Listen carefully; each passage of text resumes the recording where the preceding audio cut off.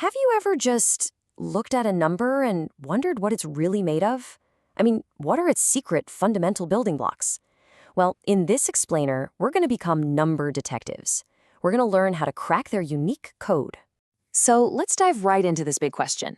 It sounds simple, right? But the answer is actually incredibly cool and powerful. You see, it's kind of like how all matter is made up of atoms. It turns out all the numbers you and I use every day are built from a special set of atomic numbers. And today, we're going to find out what they are.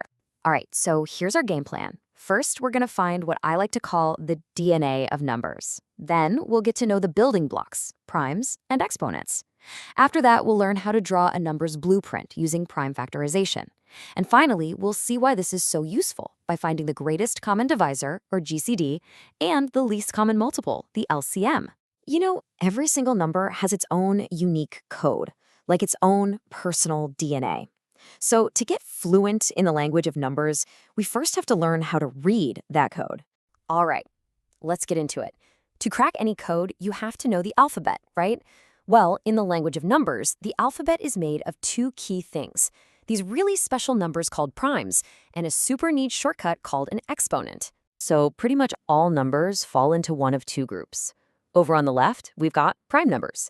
Think of these as the indivisible little atoms of the number world. They can only be divided cleanly by 1 and themselves. Take 7, for instance. Only 1 and 7 go into it. That's it. Now on the right, you've got composite numbers. These guys are composed of other factors, like 10. It can be divided by 1, 2, 5, and 10. Way more than 2 divisors, so it's composite. Simple as that. So you might be thinking, okay, but what about the number 1? Well, 1 is the ultimate special case. It only has one divisor, itself. And because the rule for prime is exactly 2 divisors, it can't be prime. And it's not composite either. So it's just in a class all by itself. And here's a great little piece of trivia for you. The number 2. It is the only even prime number that exists. Ever. Why? Well, think about it. Every other even number, 4, 6, 8, you name it, is divisible by 2, right? Which automatically means it has more than 2 divisors, so it has to be composite. The number 2 is truly one of a kind. Our second building block is the exponent. And honestly, this is just a fantastic shortcut. Instead of writing out a long, boring chain like 2 times 2 times 2, we can just write it as 2 to the power of 3. The big number on the bottom, the 2, that's our base. And that little number up top, the 3, that's the exponent. It just tells you how many times to multiply the base by itself. This is going to keep our number blueprints super clean and easy to read. Okay, on to section 3, prime factorization. Now that we have our building blocks, we can finally draw a number's blueprint. Let's learn the actual technique for decoding any composite number into its prime DNA. So one really straightforward way to do this is the division method. Let's try it with the number 45. First, we find the smallest prime number that divides into 45. That's going to be 3. So 45 divided by 3 gets us 15. Perfect. Now we just do it again with 15. The smallest prime that goes into 15 is also 3. And 15 divided by 3 is 5. And right there, we stop, because 5 is a prime number itself. We can't break it down anymore. But if you're a visual person like me, you are going to love the factor tree method. It's the exact same logic, we just draw it out. All we do is start by putting our number, 45, right at the top of our tree. Now we just think of any 2 factors that multiply to make 45. How about 3 and 15? So we draw 2 branches down from 45, 1 to 3 and 1 to 15. And since 3 is a prime number, we can circle it. That branch is done. But 15 isn't prime, so we got to keep going. What 2 numbers make 15? Easy, 3 and 5. So we draw 2 new branches down from 15. And hey, look at that. Both 3 and 5 are prime numbers. Now all the leaves on our tree are prime, so our tree is totally complete. So here's the beautiful part. All those prime numbers at the ends of our branches, the 3, the other 3, and the 5, those are the fundamental components. The blueprint for 45 is 3 times 3 times 5. And using that exponent shorthand we just learned, we can write it way more neatly as 3 squared times 5. That right there is the unique prime DNA of 45. No other number in the universe has it. So you might be thinking, okay, cool trick, but why is this actually useful? Well, section 4 shows us the payoff. We're going to find the greatest common divisor, or GCD.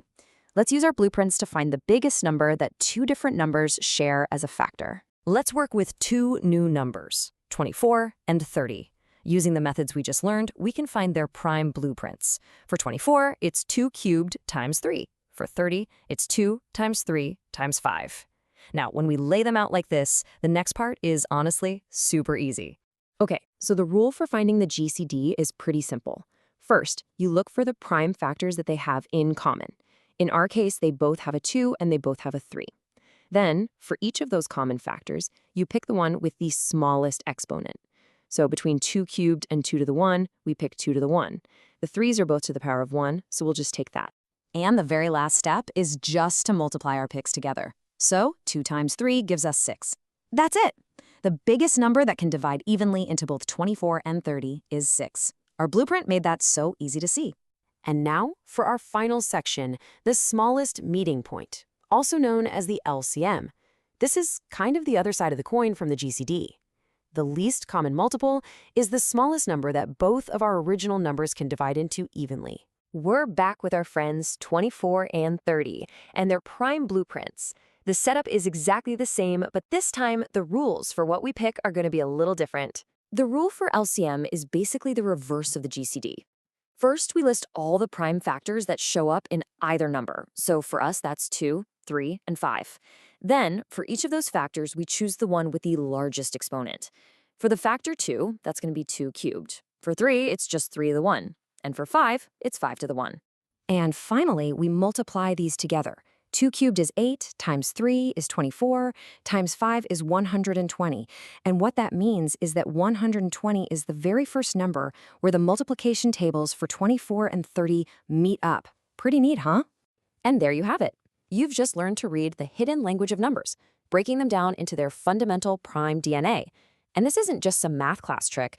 This idea is the foundation of number theory and even modern-day cryptography that keeps all our stuff safe online. So now you can draw the blueprint for any number. The real question is, what other secrets do you think you could unlock with this code?